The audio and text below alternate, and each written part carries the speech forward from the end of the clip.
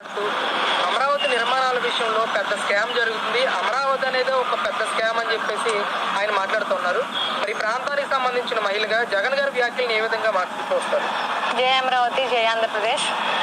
Scam అనే పదానికి అసలు అర్థం అంటే ఎవరంటే జగన్మోహన్ రెడ్డి. ఇప్పటి వరకు బయటపడిన ఎన్నిట్లో ఆయన ప్రపంచ స్థాయిలోనే ఆర్థిక ఉగ్రవాదిగా మంచి పేరు తెచ్చుకున్నాడు. ఆర్థిక ఉగ్రవాదం అంటే ఏంటి? బాగా డబ్బులు దోచుకోవడం అనమాట. ఎక్కడ ఏదో ఒక కుంభకోణాలు స్కాముల్లోనో ఇప్పుడు మొన్న లెక్క స్కామ్ ఉంది. ఎవరిది బయటపడింది? చివరికి ఎవరి పేరు వినిపించింది? అందరికీ తెలిసిన విషయమేగా. మళ్ళీ స్కాముల గురించి మీరే మాట్లాడతారు. అసలు ఏదో అంటారు చూడండి, గురువింద గింజేదో తన రంగేదో తనకు తెలియదు అన్నట్టు.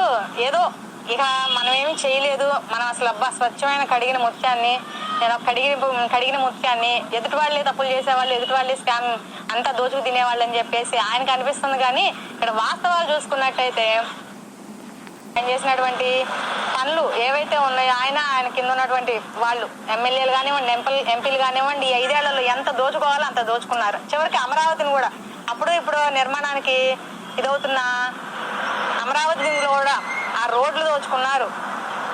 దొరికినంత వరకు ఇసుక, కంకర, గ్రావెల్, ఐరన్ ఏ కావాలంటే అవి దోచుకుపోయారు. ఇంకా చాలా అన్నట్టు ఇప్పుడు ఎదుటి వాళ్ళ మీద నిందలేస్తారనమాట. వాళ్ళకి పూర్తి చేయడం చేతగాక, కొంతవరకు ఉన్న పనిని అది పూర్తి చేయడం చేతగాక ఇప్పుడు మళ్ళీ అధికారంలోకి వచ్చినటువంటి ఈ కూటమి ప్రభుత్వం చేసేసరికి ఏం చేయాలో అర్థం కాక దిక్కుతోచని స్థితిలో మనల్ని ఈ రకంగా ప్రజలు నెట్టేశారు అగాధంలోకి. అసలు మనం కూరుకుపోయి ఉన్నాము.